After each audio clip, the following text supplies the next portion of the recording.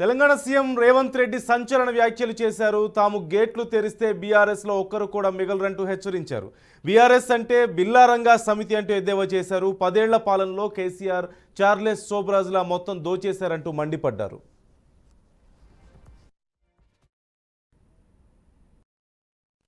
సిగ్గు కాకుండా హరీష్ రావు మాట్లాడుతుండు. నేను మొన్న కూడా ఇవాళ కూడా చెప్తున్నా, దూలం లెక్క పెరిగింది కానీ దూడకున్న బుద్ధి కూడా లేదయా. ఇక అలా బామాడుతున్నాడు. ఇక ఆయన చాలా మాట్లాడుతుండు. ఆ పేడమూతి బోడలింగానికి నేను చెప్పదలుచుకున్నా, అరే సన్నాసి, మీ ఇద్దరిని బిల్లారంగా అన్నాం. బీఆర్ఎస్ అంటేనే బిల్లారంగా సమితిరా, దొంగలరా, తోడు దొంగలరా మీరంతా. ఈ రాష్ట్రాన్ని దేశాన్ని కొల్లగొట్టిన దొంగలరా. మీ అయ్యొక్క చార్లెస్ శోభారాజురా. ఈ రాష్ట్రాన్ని దేశాన్ని అంతర్జాతీయ స్థాయిలో పరువు తీసి కాళేశ్వరాన్ని కూలగొట్టి మేడిగడ్డ మేడిపండై అన్నారం ఇవాళ పగిలిపోయి సుందిల్ల సంకనాకడానికి పోయిందిరా. మీ పాపాల పణ్యమే. కలిసి కనిపిస్తే తెలంగాణ ప్రజలు చెప్పుతో కొడతారని చీకట్ల ఒప్పందం చేసుకొని ఒకడు అలాయి బలాయి చేసుకొని మోడీ కేడీ కలిసి కాంగ్రెస్ పార్టీ మీద కుట్ర చేస్తారు.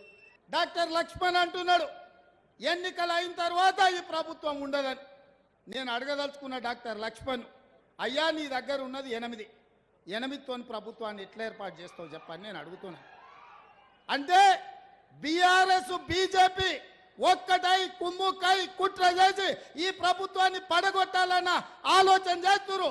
ఒకవేళ నేను అనుకుంటే గేట్లు తెరిస్తే కేసీఆర్, నువ్వు, నీ అల్లుడు, నీ ఇంటోళ్ళు తప్ప మొత్తం కాంగ్రెస్ పార్టీ కండువ కప్పుకొని ఇందిరమ్మ రాజ్యాన్ని కాంగ్రెస్ ప్రభుత్వానికి అండగా నిలబడతారు.